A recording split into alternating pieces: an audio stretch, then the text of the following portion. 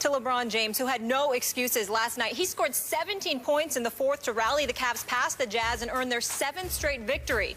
The Cavs improved to 25-1 at home in regular season since King James returned from taking 2 weeks off last January.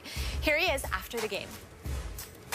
I know I could be out of rhythm for a long part of the game, but I know that I can, at some point, if I can get a layup or a free throw or an easy one, I can kind of hit the switch. And, my teammates did a great job of just sticking with me, and I'm glad I was able to come through for them. Skip, scale of 1 to 10, how impressive was this?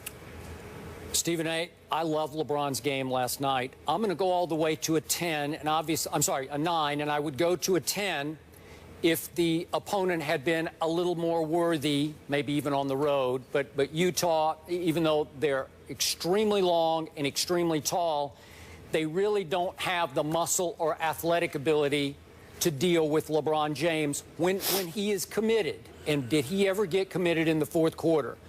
What I saw last night, Stephen A., was LeBron doing what he does greatest when his team needed him the most.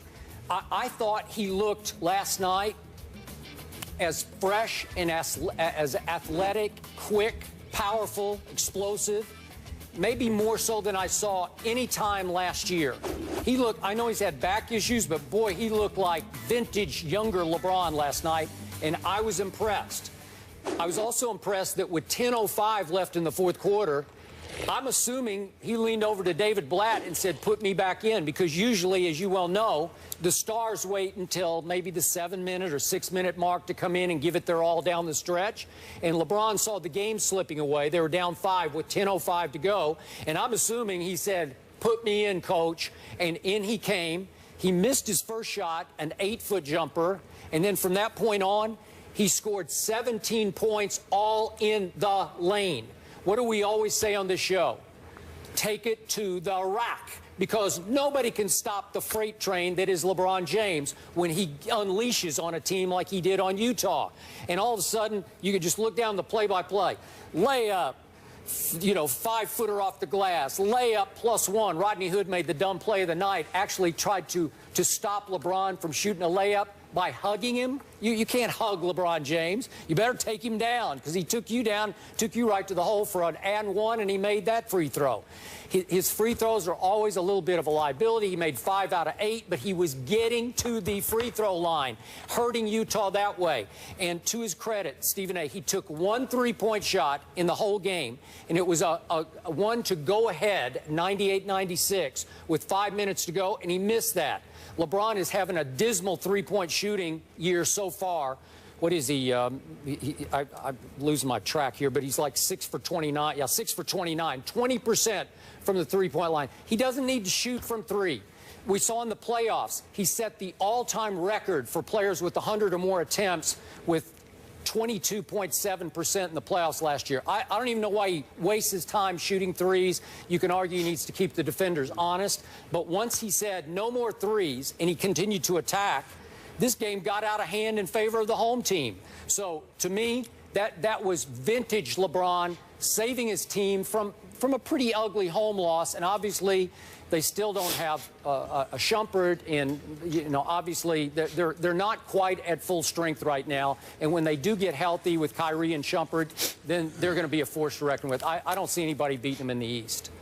Well, I got a news for you. Number one, they may have a problem. I might have to concede that there's some level of legitimacy that I got to give to my man, Mike Wilbon, who raved about Mo Williams and talked about how he's a former teammate of LeBron's that LeBron can trust. And this dude drops 29 last night. I mean, that's what you expect from Kyrie Irving. And the fact that Mo Williams showed you what he can do, that's a really, really big deal, especially when you talk about playoff time, because if Kyrie is back and you've got Mo Williams as that backup, whether, I mean, you got those two and you can just rely on Matthew Dellavedova for defense, but you're not looking for him to run the team or be an offensive presence. So in that regard, I definitely think that's a plus for Cleveland. As it pertains to LeBron James, Skip, I don't worry about him shooting threes and all of that stuff that much. I actually like the fact that whether it's threes or perimeter shots, I think he needs to shoot that as much as possible, at least for the first 3 quarters. Fourth quarter is money time. That's when you do what you need to do. When the game's on the line, you need to go go to the hole. You don't need to be hesitant in any way about getting to the free throw line. And that's where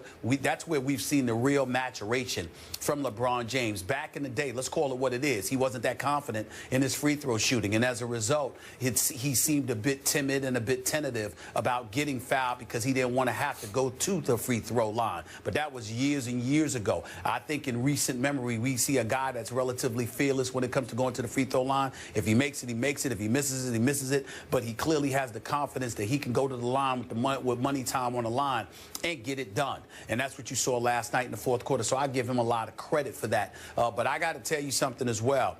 You know, he needs to do that more in the fourth quarter. But he doesn't need to be playing 37 minutes the way that he played last night. He doesn't need to have to be the guy that comes through for them. The Cleveland Cavaliers, I mean, Kevin Love is on that squad for a reason. He had 22 last night, even though his shooting percentage wasn't that great, like 6 for 16. Mo Williams is capable of scoring on the offensive side of the ball. Mozgov's got some talent. At some point in time, the Cleveland Cavaliers need to prove, I'm not saying in the playoffs, but they need to prove during the regular season that they don't necessarily need LeBron James in order to win regular season games. At least some of them. Somebody else needs to be able to step up and deliver the goods without him having to do it. Because, Skip, if he does what you tell him to do, if he does what you suggest, he's not going to have but so much.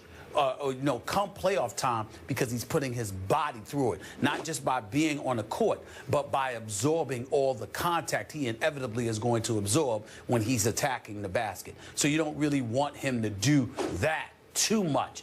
Do it when you have to, but that his game shouldn't be predicated on that, because he won't last. He won't last for the marathon that way. And before I finish, let me give some props to the Utah Jazz. They're just 4-3 on the season. Skip Bayless, this team is not bad. I mean, when you look at Alec Burks, who was picked in the first round a couple of years ago, when you look at Trey Burke, when you look at Rodney Hood, who was out of Duke, who was a 23rd overall pick in 2014, he's in your starting lineup. You got Gordon Hayward, you got Derek Favors. I mean, they, like you said, they're just not tried, true, and tested, you know, with games that really count. And they're going to succumb to the superstars in this league. They will. But Kevin O'Connor and those boys and Walt Perrin and everybody, I mean, this is an impressive young group as far as I'm concerned. They've got some potential in Utah. I like the talent that I see them accumulating. I really do. Okay, but in the end, when LeBron said it's time, they shrank. To me, and again, Gobert is so long and tall and in Favors and all the rest, but they could not deal with the freight train when it was time. And I agree with you. You have to pick your spots. But he really picked a spot last night. You can say it was just Utah, and it's early in the year. I just love the way he played. And again, go ahead. And Skip, what I would say to you is that in recent memory over the last several years, we've really only seen two teams that can deal with the freight train, that is LeBron James.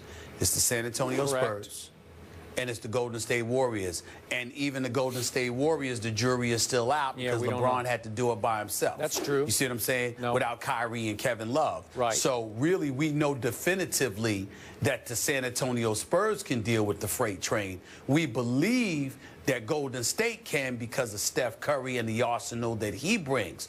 But there is no evidence that anybody else can stop the freight train that is LeBron James. I don't think Golden State can either. I don't think Golden State can, but I think they can outscore Cleveland with LeBron at his greatest. That's how they play. But that's what I mean. Right. But that's what I mean. I mean offsetting. I mean, I don't think anybody can stop LeBron James. But even with LeBron doing what he did, it still wasn't enough for San Antonio. Even with LeBron doing what he did, it wasn't enough for Golden State. Now, D-Wade wasn't 100%, obviously, when they went against the Spurs in the last series. And then last year, Kevin Love wasn't there, and Kyrie went down in Game 1. So there's always issues to point to. But in the end, those are the only two teams that have proven they can withstand the freight train that is LeBron James. Nobody in the East has done it in 6 years. Yep, I agree. And it's just that simple. All right, last quick point. I do have to correct you on one thing. I'm not with you that LeBron completely now trusts himself at the free throw line late in games, as in with no time left, because we saw in the opener at Chicago against Gasol,